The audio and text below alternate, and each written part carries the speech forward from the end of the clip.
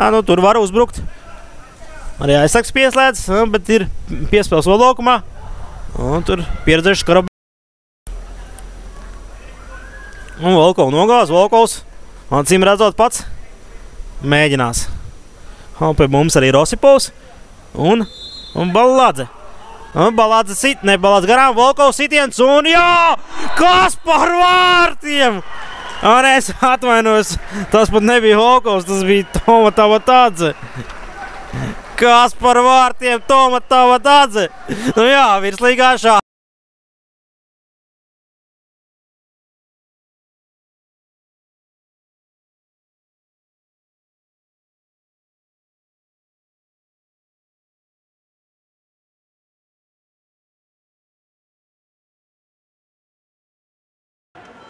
Kurenko, Beņāmevičs, Tavatadze.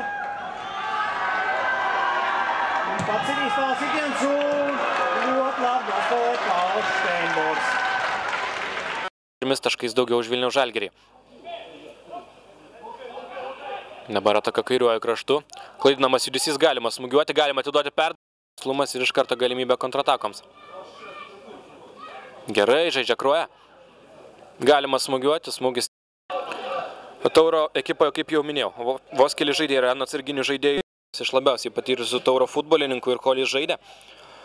Tikrai davė labai nemažą indėlį šiai komandai. O taip pat komandą paliko Vygantas Zubavičius, Nikolajus Misiukas, šie futbolininkai iškėlė.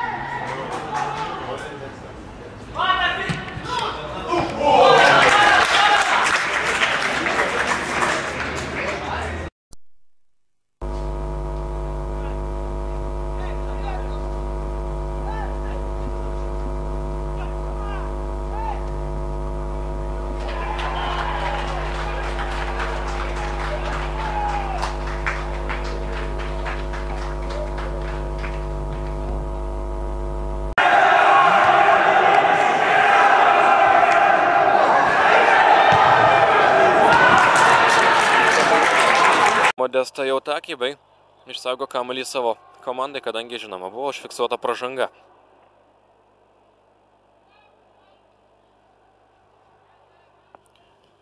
Macijonas geras, perdavimas Tavatadzei. Bando žaisti pas, pražanga ir 11 metrų baudinys, man rodos, turėtų būti skirtas šioje situacijoje. Taip ir yra.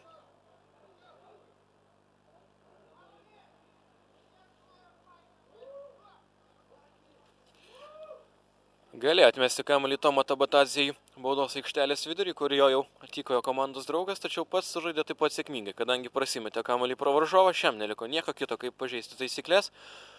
O pažeistos taisyklės baudos aikštelėje reiškia labai paprastą dalyką, jog bus smūgiuojama nuo 11 metrų žymos ir pats Tavatadzė griebia kamuolį bei turi galimybę pelnyti trečiąjį komandos įvartį. Smūgiuoja ir įmuša 3-0, pakroja Kruoja, įtvirtina savo pranašumą ir reikės labai rimto stebuklo Klaipėdos Atlantui, jog čia kažkas pasikeistų. Kol kas nėra jokių ženklų, jog tas stebuklas galėtų įvykti žaidimu.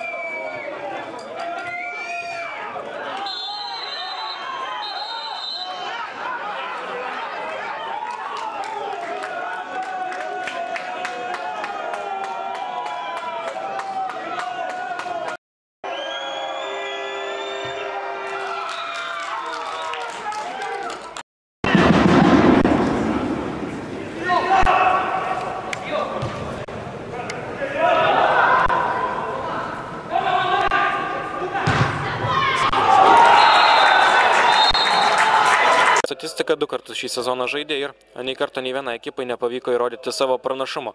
Galbūt trečiasis kartas nemeluos būtent taip. Prieš šį susitikimą sakė Jaunis Mockus, o čia pirmasis įvartis ir Kruojos ekipa priekyje.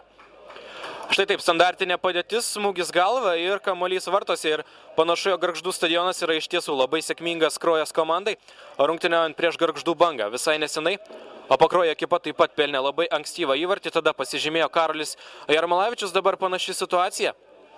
Ir Pakruojo ekipa priekyje, panašu, jog įvartis bus įrašytas 5 minutę, o jo autorius, bent jau man pasirodė, jauniausias Pakruojo ekipos futbolininkas. Pakruojos komandoje keitimas. Vietoj 98 numerio Tomas Tabatadės. Ir net nėra jokių abejonių, jog šis žaidėjas rungtyniaus priekyje. Ir taktinė schema. Žaidėjų išsidėstymas aikštėje Krojos.